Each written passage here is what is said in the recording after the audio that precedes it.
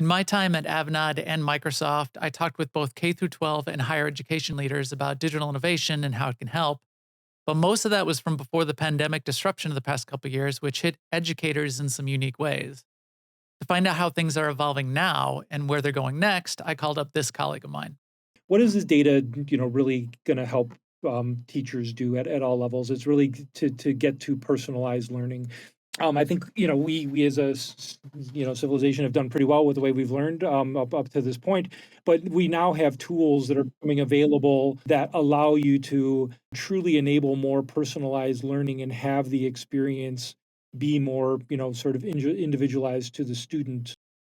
That's Greg Molnar, an education technology expert from Google, and our conversation ranged from how learning's been impacted, where innovation's being applied today to help both students and teachers, and what's on the horizon. Let's get into it. This is Unevenly Distributed, a podcast from nexavize.com, where we talk to experts to find out what's next in digital technology and where it's real today. Here's your host, Jeff Villamek. From the NextVize Midwest studio, I'm Jeff Villamek, and today I'm joined by Greg Molnar, the head of education technology customer engineering at Google. Hi, Greg. Hey, Jeff, nice to see you. Hey, you and I have some history together. We worked together at two bigger companies, Accenture, Avanade, and Microsoft back in the day. But why don't you introduce yourself and talk about what you've got going on right now? Yeah, Jeff, thanks. And it's always great seeing you. And it's amazing how we maintain these connections over the years. So yeah, I came to Google in 2018 as part of Google Cloud, and in the customer engineering organization. Just quickly, customer engineering is the person that work with our customers to help with the adoption of Google Cloud technology. And my role here initially started with commercial customers, traditional enterprises, but I had an opportunity in 2020 to join our higher education team to work with customers there. And that ultimately led to me pivoting last year into being focused very specifically on helping education technology companies adopt Google Cloud. And we, Google, are pursuing an approach where we kind of took education technologies and brought them together with our institutional customers in one organization to leverage synergies that we would have between the two, as we work together, given Google's pretty large presence in education through Workspace, Chrome, Classroom, a lot of the things that we do there, and it's something that's very, very top of mind to support better education for Google. It's a kind of a part of the mission of the company, and very, very something that Sundar Pichai is very passionate about ensuring that we help broaden the reach of education. I think Google is so well positioned because of that breadth of not only the network and the infrastructure that where things can run, but all the way down to the software and the things that we all use on our devices and even the devices themselves. And right now, I think it's really fun for you to be in that position in education, especially over the last couple of years. And maybe that's what we'll start with, a little bit of look back up till now, and then we'll talk about what's going on now. But obviously, things have been in a little bit of upheaval, and education has been at the center of some of that, needing to do things differently, some transformation in the way things operate, and it's swinging back a little bit. But why don't you talk about that, on where things have been the last couple of years, what some of those changes have been? Yeah, as I said, I joined the team here in 2018, and specifically in April of 2020, specifically April of 2020, right as the pandemic was starting to take hold in the country, and this immediate shift that occurred shortly thereafter to remote learning, hybrid learning, and work in general.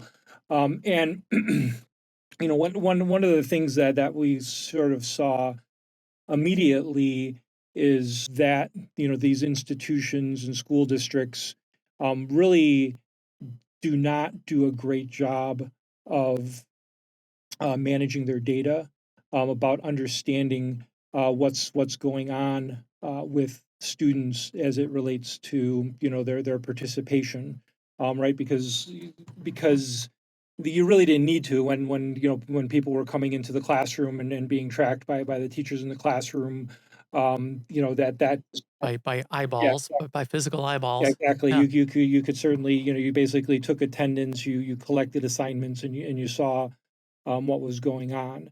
Specifically was brought in to work with one of the very large school districts in a major metropolitan area, and this it really highlighted the challenges to me associated with this because of all of the constituencies that exist, in a major metro, from affluent students to truly homeless students that are part of the student population, and needing to understand um, the level of those different student groups' engagement and continued learning when you pivoted to remote learning could really only be accomplished through having really good signals in the system, through video conferencing tools, through turning in assignments through the online tools, at that point. And no one had really thought about how do you, especially at scale, for some of these institutions, collect that data centrally so that you can effectively do the analytics on it to see what's going on, in the environment, and in a timely way to really show and understand that level of engagement, or where you may need to apply more resources, deal Right. with, solve a lot of the different challenges that were going to be present. I think that's a really interesting and salient point to that transition that a lot of people weren't thinking about, and probably still aren't thinking about. It might be a revelation. The idea that people are disconnected and we have students learning remotely, and we need to use some sort of video conferencing technology to reach out to them. That's what everyone was focused on. Now, how are we going to get students online? Then they're going to get on these calls, and we're going to need to get make sure that they've got connectivity and make sure they have devices, and we've got cameras and that kind of thing. The data, the understanding, the tracking, the the positive tracking of where a student's progress is, and we'll get to Yeah, where some of the criticism yeah. is, but that understanding of where the student's progress is, where they need help, where I as an instructor can apply additional resources, who's struggling. I think that is only highlighted through this pandemic, but probably existed quite a bit beforehand as well. I mean, we can talk about the one-on-one relationship between a teacher and a student, and them having their eyeballs on the students every day. But there's still 30 students potentially in a classroom, and really having a handle on what's going on with all of those students, and from a day to day, a week to week, and then longitudinally. And I know we'll talk about that a little bit, but that's probably something that existed as a problem even more so than we understood, and was only brought to the surface even more by getting everyone disconnected. I agree, and so just full disclosure, my wife is a elementary school teacher for many years now, and so sort of anecdotally, I was aware of the buying patterns of her school district, Sure. I think and I think Or lack of buying yeah, well, patterns. yeah, exactly. I As think it's exactly this is that. I think a lot of this, in the sort of K through 12 segment, technology is bought in a very piecemeal way. They buy solutions that solve particular point problems, narrow needs. There's typically potentially within a school district, and we'll just focusing on just K through 12 for a second. They may have multiple learning management systems that actually exist within the school district, and the teachers are sort of given latitude as to which one they actually employ in their class. There's no just this is the one that's going to be used uniformly throughout the district to manage information in a lot of cases. And then there's a lot of other tools that may be different learning applications that they may be engaging with, that gener- generates data around how students are learning and what they're doing. none of these platforms were ever really designed to be integrated and share data Right. effectively. So yeah, Right. you have a whole lot of different ways that you can get data out of these systems to be brought together to build that longitudinal view of a student, which is something that there's and I think we'll talk about this more, is an area that a lot of education technology companies are focusing on, how to go after solving that particular problem of making that easier. But there's a lot of challenges that exist to overcome, to be able to do that at scale. So I think that's at the root cause of it, is there was just sort of a lack of a plan and execution on a plan to build systems that collect data effectively, and make it available to the administrators, the teachers, advisors, everyone else. And then when you pivot to the higher education side of the house, it's also very similar, that there's a lot of the universities have a lot of tools that they make available. They're probably a little better, on as far as like having a standardized learning management system. Like Canvas is probably the dominant learning management system in higher education today. But they still also have just a lot of other tools. Let's talk about, like just for a quick example, video conferencing. Obviously Zoom has been having quite the moment, becoming a verb in itself for video conferencing. But most institutions, even school districts, may have Google Meet, my personal favorite, as well as they might have Microsoft Teams, but they might have Zoom, and they don't uniformly enforce which one the teachers should be using in their classrooms, or the students should be using for their classrooms. So you then end up having potentially valuable information being collected in three separate systems that are doing the same thing that you need to Yeah. account for, to be able to use that information, that's the signals that are generated from those systems, to help understand engagement. I think there's two key points there. We understand from decades in enterprise consulting, anytime you have a mishmash of many different competing standards, the great thing about standards is there's so many of Mhm. them. Uh, but when you have that, the cost and complexity of managing that from an administrative perspective and from a user perspective, in switching between those, learning new systems, the usability is poor. But even more so, and this is, I think we can let's get into talking about that longitudinality. That idea that we could have some data, and we could have even a teacher in their classroom that has an effective tool, but at the end of the school year, they hand off to another teacher who may be using a different tool. And then there are other classes that the students are going to where other data is being collected. That idea that those pieces of data and information over time aren't being put together to put together that longitudinal picture. I should talk a little bit about that longitudinal picture, and then why data is so important across that. This is sort of a goal that's been out there for a while, of building sort of this longitudinal, view of the students, right? So that you can really understand and measure their progress over time. And I think one of the key concepts that goes to this right now, that's gaining a lot of traction. I'll say I'm working with one customer that's trying to pursue this in the K through 12 space, but it's in the higher education space. It's getting a lot more attraction as well. Is this ability to, that as a student is learning or gaining skills, to be able to effectively track and measure their progress on those skills, so that you can essentially understand, one, where they're doing well, but two, when they've demonstrated mastery of those skills, and being able to sort of then have a view of saying, here's this student, here's the skills they've acquired, mathematics, history, whatever you may be learning, in say the K through 12 context. And ultimately, being able to take that student's profile of the skills that they've accomplished. And let's say you have someone who's, not going to pursue higher education after high school, being able to take those skills and then map them to employment opportunities that may be interesting to them.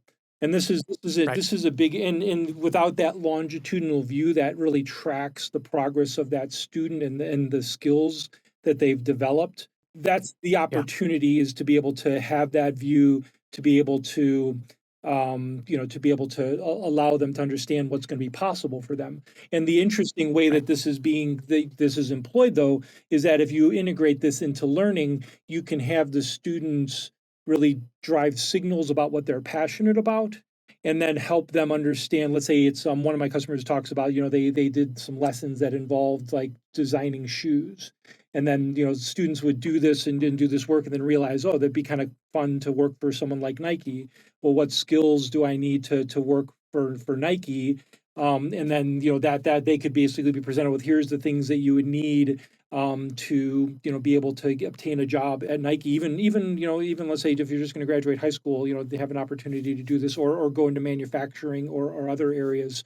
And Right. that's what this the ability, collecting this data and using it in a great way, enables that kind of experience to engage the learners, understand the learners, and ultimately, And serve them yeah, and ultimately. serve them. Right. Anytime you start saying I'm going to collect data, or I'm going to do analytics, and students will be the first ones to step up, from the high school to the college age, and in a lot of these discussion forums where I see this happening. They look at it from the perspective of, oh, I'm going to be penalized. This is going to be used punitively, and it's exactly the opposite. Educators are passionate about making people successful, imparting learning, imparting knowledge, building on passions, and understanding, as you said, where a student is at, where they're progressing, where they have strengths and weaknesses, and then using that to apply additional resources, offer them programs, move them more quickly when in certain areas, and present them opportunities that they may not have thought of, or broaden their opportunities as a result. That's huge, huge value and a service to them. Uh, yes, we would certainly want to make sure there's controls on it, and yes, but data protection is at the forefront of this to a to the nth degree. But that idea that we can help and apply more resources and create more opportunity through looking at that data over time in a connected way across all of these systems, I think is enormously important.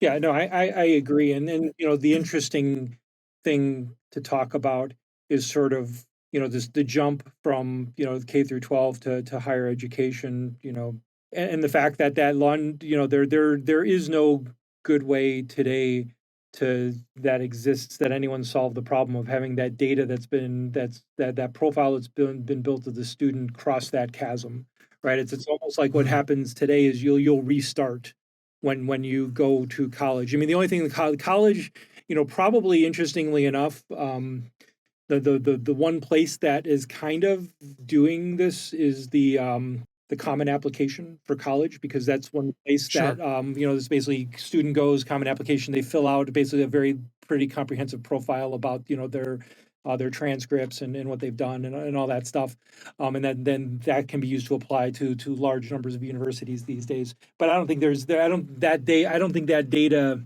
is being transferred in a meaningful way to the universities to build a profile, other than the transcript that follows the student. That's really, I guess, that's ultimately Right. is the data that exists today is just that transcript, and it really, I don't think that transcript is always being taken apart in a way that it's being the data is being extracted from it in a good way to be utilized by universities. And to I just want to go back to one thing really quickly, is the point of the standards is, yes, there's lots of standards for this stuff, but as it relates to data, there's different standards for at the higher education level than there is at the K through 12 level. No one's really crossed that boundary effectively today, but people are thinking about it and trying to. Between those two. Yeah. Okay. That seems strange. You've got, as you said, K through 12, you've got these 13 years of experience and knowledge and building of skills, and and then you have higher education on this side, and all of this is squeezed through sort of, often two pieces of paper. Right. The transcript, which is more of a gate a checkpoint to determine whether you're admitted than necessarily a tool all that often. And then the common application, which is, more or less that it might fall in that category too, but Yeah.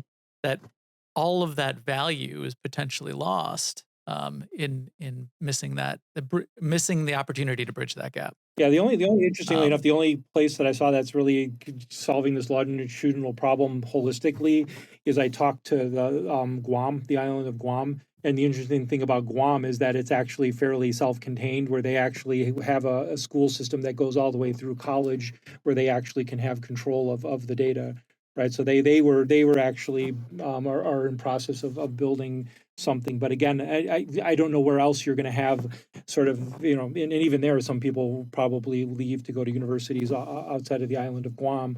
But it's, you need a certain level of, self-containment to do that today, right? Because it's, there's no, as I said, the school districts, the K through 12 level are just, and then the university systems are just not really aligned or affiliated with one another. we have just the software and tool problem. We want to get those Yep. standardized. We have the data problem.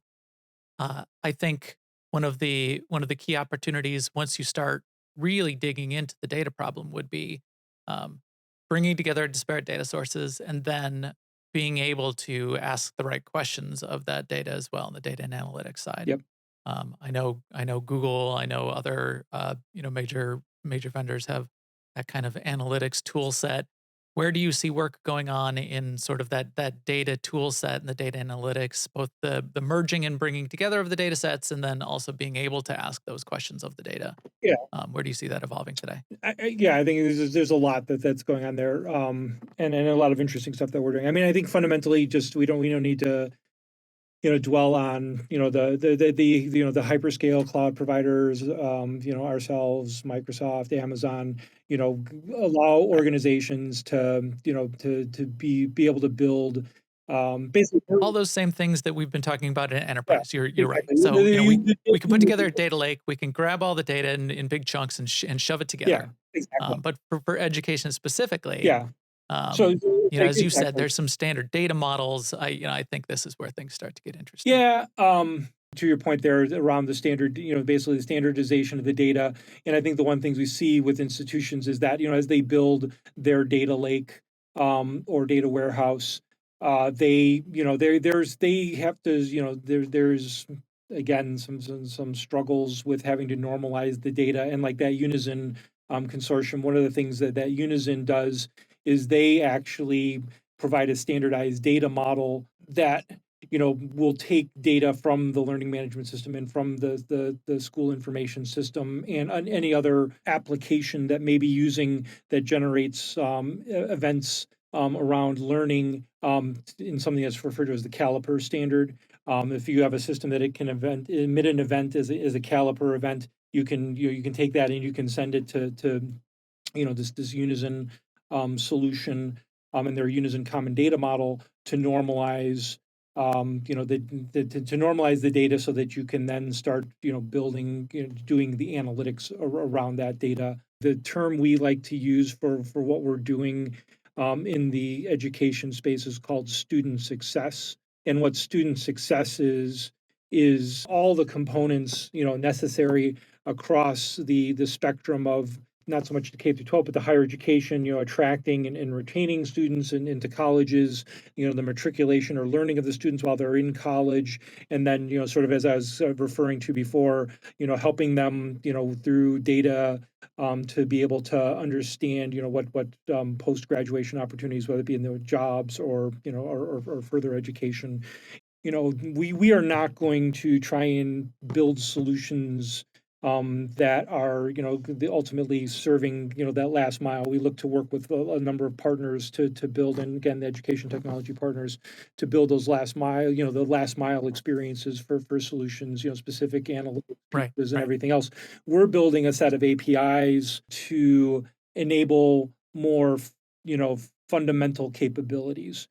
So a good Yeah. example from an analytics perspective, one of the things that we work on in our student success analytics, as we like to call it, is we leverage parts of the Google Cloud platform called auto machine learning capabilities. The specific service is called AI tables, or auto ML tables. We're probably changing the name as I say it. But what this does is this is actually, and I think this is what's interesting, is this solution allows you to take structured data like you might find in your data warehouse, and as long as you have someone who can, understand that data and understand which parts of the data are important to help with a particular type of prediction, say whether what we think how the student's going to perform in a class, or if they're at risk for dropping out, or not enrolling, and pull that data together into a table and put it into this particular service, and we'll be able to automatically generate a prediction model for that particular problem. And so the neat thing about this, I think, is that it's obviously enabling what we sometimes refer to as like citizen data scientists, where it's like you don't need to be an actual data scientist, and you're not actually writing any code to build a prediction model. It's being happened for you automatically through the technology that we enabled. And the nice thing about this is it allows these institutions to more quickly, once they have their data in a format that can be used effectively, to more quickly be able to look at scenarios like this and then build prediction models that will help them, understand, hey, is this student going to be successful in this class? Are they at risk This of is great. dropping out? And I think that's one of the things that we really want to strive towards, is making it easier to enable people to get that value out of the data through solutions like that. The other area that we've worked on in this student success in this, and we've got something we're calling our learning platform, is we worked with, and this is publicly referenceable, you can find this, with Walden University, to build a interactive tutor that's powered by AI, specifically natural language processing AI. And what this technology does, so you essentially you can take like take a full textbook, or you'll break it down into chapters. You'll Huh. process this the text of that chapter. It'll essentially automatically generate the quiz or quizzes out of this, that can then be presented to students through the common modality is a chatbot interface for this, so that students have 24/7 access to these assessments to help them with their learning. And the neat thing about this is that as they progress Through with a it, conversational exactly, interface. it's their Yeah, conversational interface, exactly. And it's ultimately their progress there is collected and is part of the data that measures their mastery on the subject, which then goes back in to feed the data warehouse, or the data on that student, ultimately, as to how they're progressing with their mastery of the subject matter that they're currently engaged in learning on. And again, this is something that we worked with Walden University, which is one of the large online institutions, and you can actually go to yeah, that's you can, that's you, you interesting. you can go to YouTube and look up Walden University and AI tutor, and you can find sort of the demonstration. We're certainly getting into a little bit of the future here now, which I think is excellent. I think there's two pieces, and we've talked about two different ways and two different types of AI.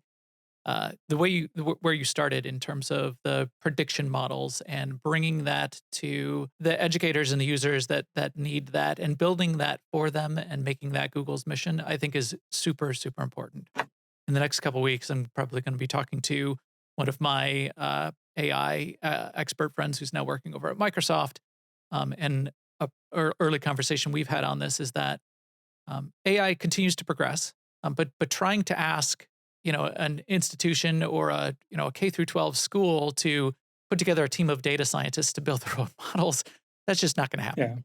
Yeah, And the way AI is going to become available to us is potentially invisibly, because organizations like Google are going to put those services together that help us ask questions and help us do our job and help us gain insight into the progress and strengths of a student. Uh, just make that put that at our fingertips for us. yeah, I think that's fascinating, and I love this other idea as well, the idea of the conversational UI and the conversational interface. My question there, and I think as we look at anything in emerging tech in the future, is the uptake, and will students engage with it? But I would hope they would.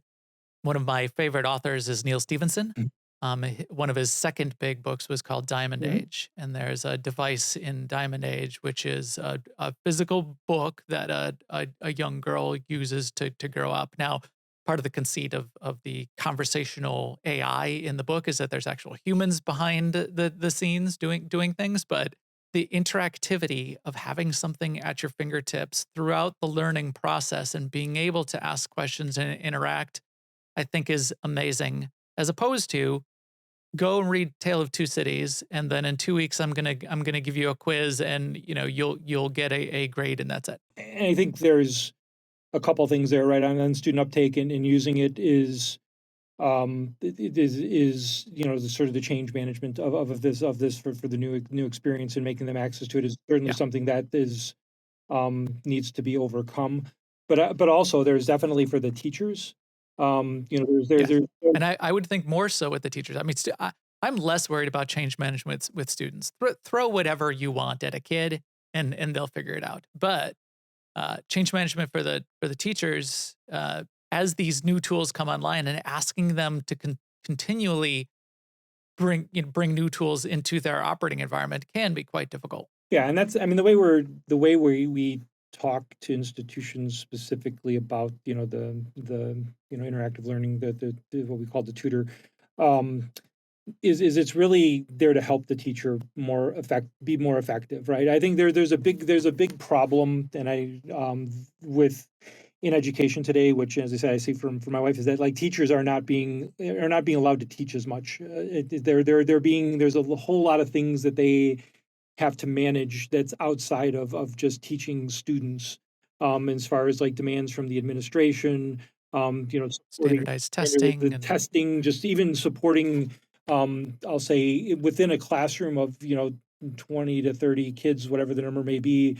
There's going to be a lot of children that have a lot of individualized needs, that need to be right. met, that today is very, very consuming, and can take away, can take the focus away from the whole class to make sure that those individual needs are being met. And any kind of technology that can help, make the teachers, be able to reduce some of that toil, we'll call it. And in some cases, not toil. I don't mean to minimize anything there, but just allow them to more effectively, generate quizzes, good assessments, and that, and the technology isn't perfect today. So it's not like you can immediately just take this thing, put it in there, and it's going to generate the perfect assessment. But it'll definitely generate today it'll generally get you to Yeah, 80%, and then that way you can just focus. The teacher just focuses on tuning it to the 20% that they need, which is right. time savings, which enables them Yeah, to do more. And this specific technology, although this is roadmap, but this specific type of technology can also help with grading at scale, as well, by being able to evaluate, the responses, even free form written responses that are that students come up with.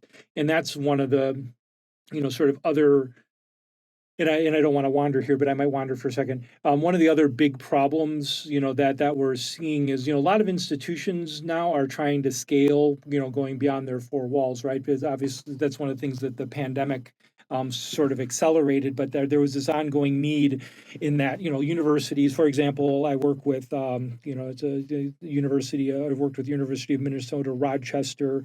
They have a very specific program, that they train healthcare professionals to go work at the Mayo Clinic there in Rochester, Minnesota. The state of Minnesota has a predicted shortfall of, I think, 60,000 healthcare professionals, and this was very, this was even before the pandemic had created the stresses in the medical right. system. And what Minnesota Rochester wanted to do is they had this unique program. It's in their four walls. I think they had cohorts of like, a couple hundred students that went through this and went to this.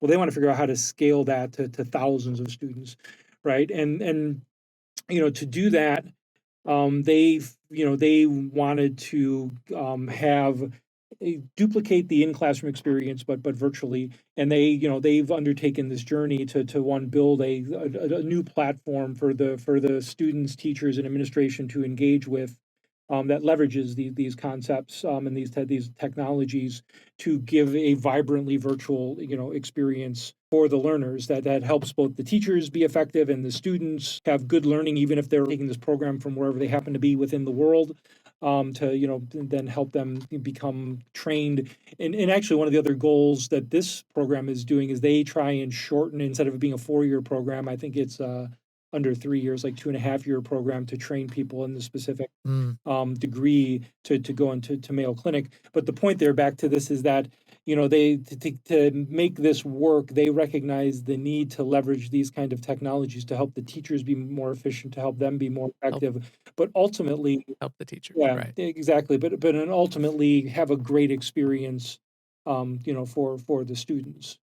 Um, Right. so And drive towards better student outcomes as the result of teachers having that time to be able to focus on the learning and making that learning experience effective for the yeah, student. and know who's This maybe at risk, and being able to target, interventions to them, and all that kind of good, those benefits as well, right? Making them, and I think that's a really important way, and we've been talking about this for a number of years in enterprise as well, of where AI is going to take our jobs, and AI is not going to take our jobs, and we're seeing this already today. It's not taking the job; it's becoming a partner. It's your robot assistant who is making your job easier or more effective, or giving you the power and tools to either take some of the boring parts of your job, the rote parts of your job, and automating those, or providing you more knowledge and insight so that you can focus your expertise in the right places. it's You've exactly, yeah, exactly right.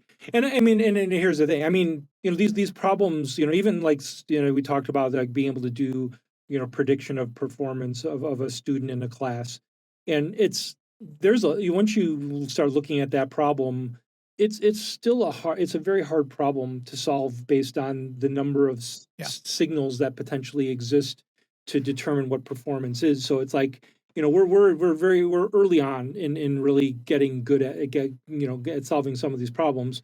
But the good thing is that even with early attempts, you're getting signals that help you narrow and be more effective as to who you're going to target, bringing assistance to ensure that they have a good outcome from what and are learning effectively. and I think this is an opportunity to talk about pitfalls and challenges for just a sec as well. We do know that, and there have been sensationalized examples of where AI has fallen down over the course of the past few years as it comes online. AI technology today is progressing to the point where it's becoming much more explainable and much more auditable, and we can understand the guidance that it's giving and what the predictions are that it's making. And AI in general, I think, is getting potentially more pushback than is warranted. So that's one way is the fear of bias. Another way, there was the article, quite a bit of buzz in the last couple of weeks about Intel doing some work on sentiment analysis, either through the video calls or in classrooms. And I think this puts together both a fear and a misunderstanding of where these tools are really being applied, which we've just talked about for the last half hour, which is the fear is, oh, AI is going to be used, and this kind of analytics and predictive is going to be used. It's going to have inherent biases, and it's going to be used punitively against me as a student, or against my student. The reality, the reality is that's a key tool. Those kinds of signals of, wait, I'm a teacher, I'm an instructor, and I did some of this discussion with instructors and professors of major tech universities in the Midwest. And what the administration team was saying is, we don't have the signals to even help the professors evaluate where they're at and what their instruction is doing for their classes. And if we could, over the course of a lecture, point out the exact points in time where, through sentiment analysis, we understand you're losing the audience, that is an excellent signal for them to become better and to present and to deliver a better experience for the student. So, I mean, what are your thoughts on that? I mean, that kind of blew up, and people were like, "No, ban AI, ban. We're going to ban this Yeah. throw the baby out with the bathwater. And I that frustrates me as a as a futurist and a technologist. Yeah, it's interesting. I had a customer that actually was looking at a similar thing a couple years ago with being able to do detection of engagement through basically the online course delivery through Zoom or whatever I forget what the tool was they were going to use is at the time, and we ultimately decided not to pursue that particular work.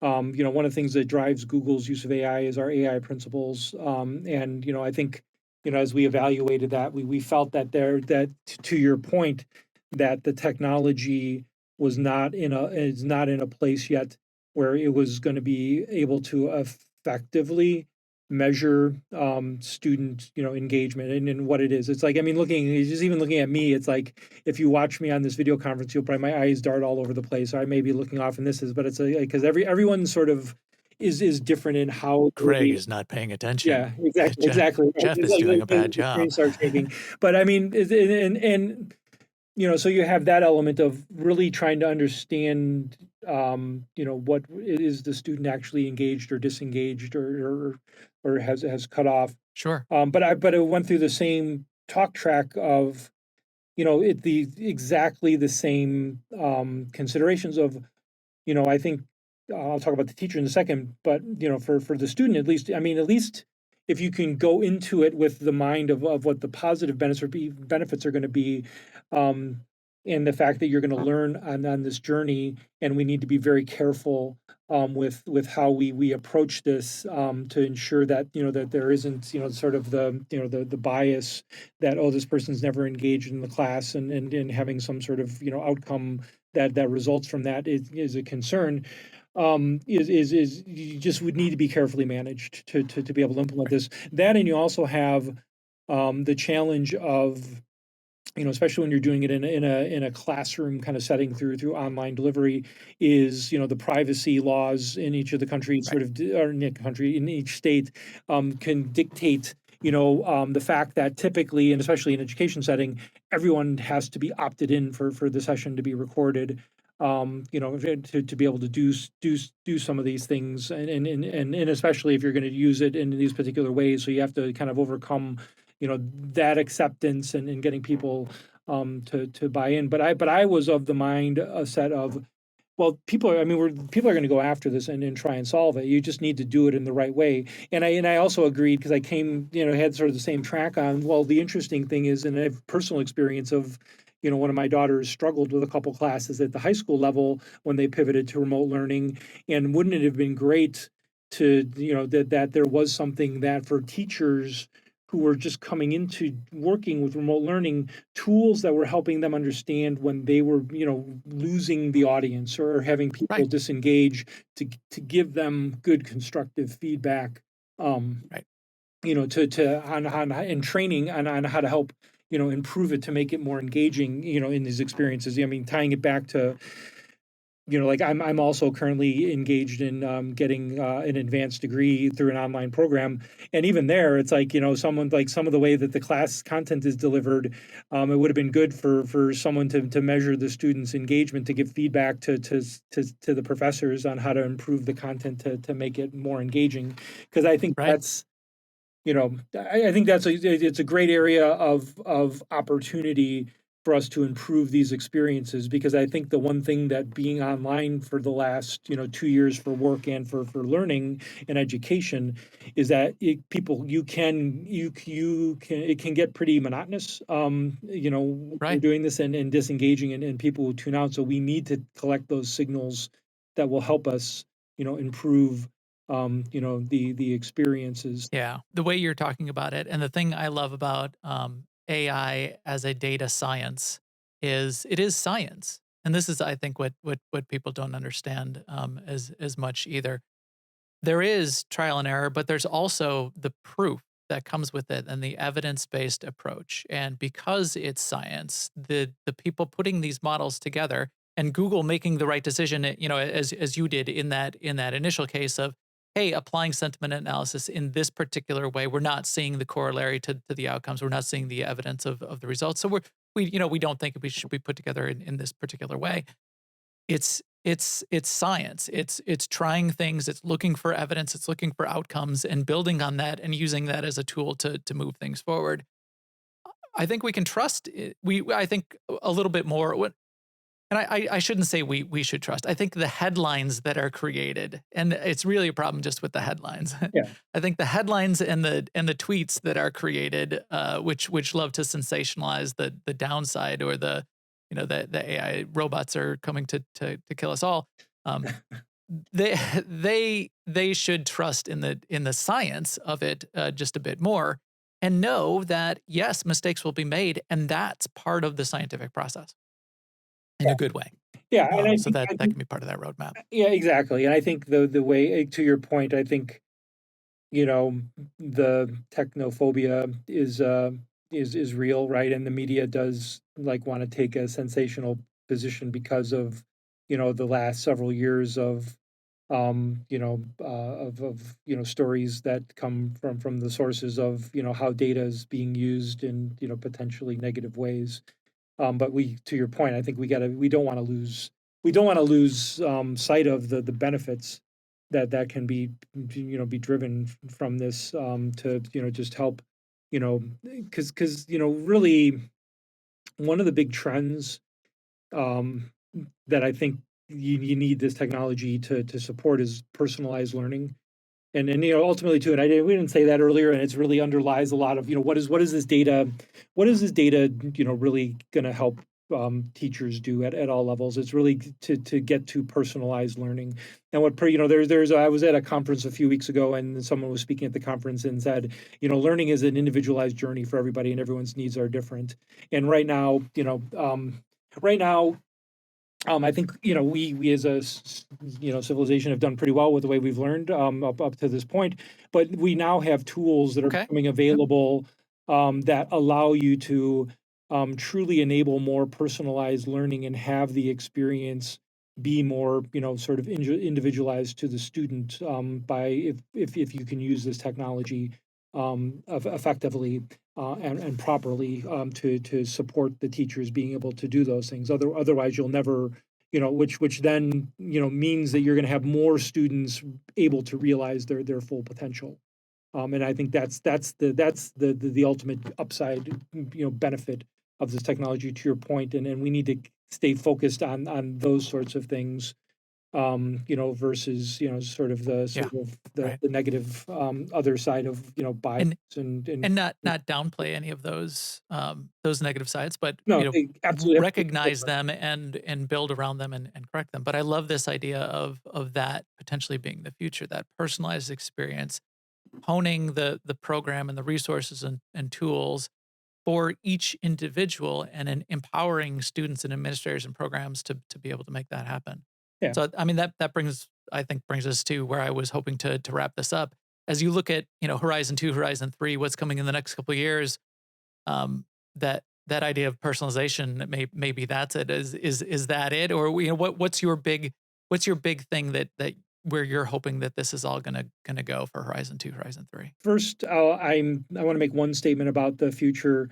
Two is that, I mean, there's a huge amount of investment in, like, with education technology companies and even into the school districts to help build these systems, today, and a lot of it's still being focused on building, these effective platforms to bring all this together to enable this, the kind of the personalized learning experiences.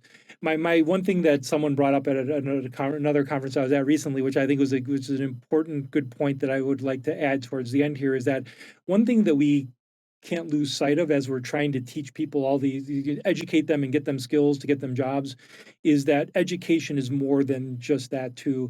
And that as we apply this technology, we also need to be thinking about the broader student experiences, Mm. that go beyond just that learning and test taking and all that sort of stuff as part of the experience. So, And a career and a producer. I mean, these are humans yeah, exactly. It's that like you we're go to shaping. college. That's a really salient point. Yeah, you go to college to learn, but you're also there to learn how to be an adult too, right? In a lot of ways, Right. a lot of other experiences there that come along with just be outside the classroom, and we need to figure out how to keep that as part of the vibrant experience that they're having.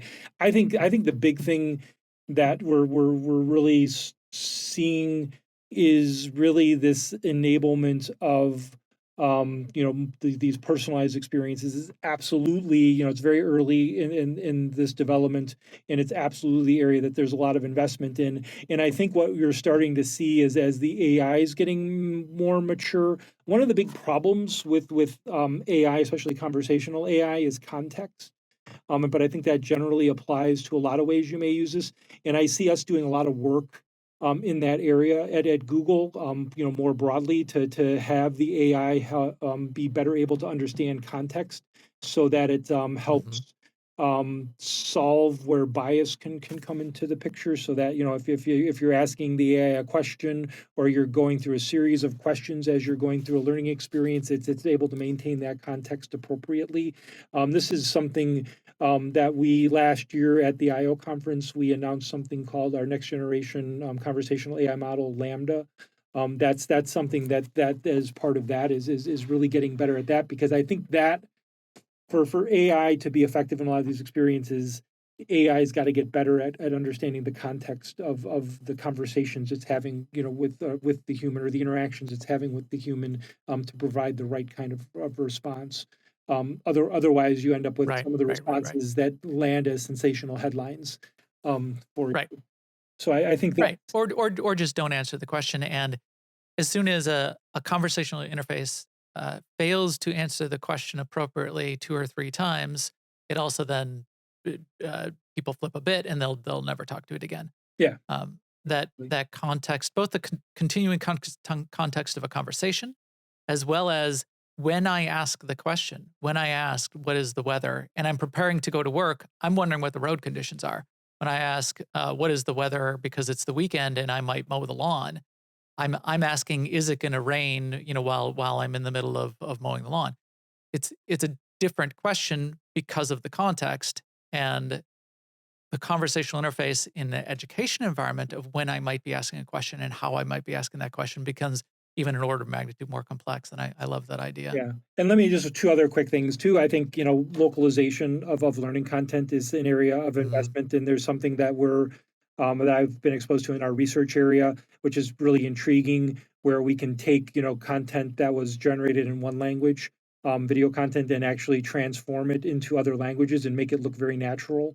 That the person's, basically speaking in the translated, language that it's using there, and that's something that I think is very in place, because I think, one of the other big areas is extending the reach and localization of education That's to help interesting. educate, to basically help reach underserved communities all around the world, more effectively. And I think that's very much top of mind for, like our leadership, like Sundar is very much wanting to drive, expanding the reach of, grow with Google. I'll sign up for that one, and we'll internationalize.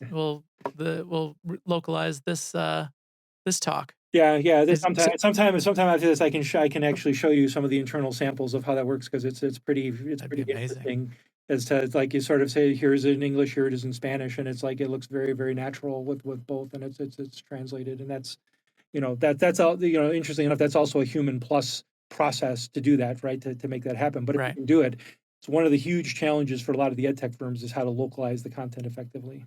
Even within a school, what is the most effective language for each student within a school? Within a school, Right. down here in Chicago, Right. the number of languages that are spoken by the students is high, Exactly. and to be effective in interacting with that student, personalizing that learning, that's an amazing key way that Yep. would be great. Yep. Well, Greg, this has been amazing. I really appreciate the wide ranging conversation we had, Yeah. This from is a where lot of things fun. have been to where they're going. If anyone wants to learn more from you in particular, Yeah. where should they reach out? Where can Yeah, they they can find reach you? me on LinkedIn, as Greg Molnar. Yeah, just if you look Greg Molnar at Google, you'll find me on LinkedIn. I pretty much look like my profile picture, so it should be easy to discern. Well, excellent. Thank you very much. And this has been great. I would hope we can get you on again, maybe in 6 months, and see where things have gone, Yeah, and take it from there. awesome. Thanks. That'd be awesome. Thanks. This has been a Nexavise production. For video, links, and to support the show, please visit nexavise.com. That's nexavise.com.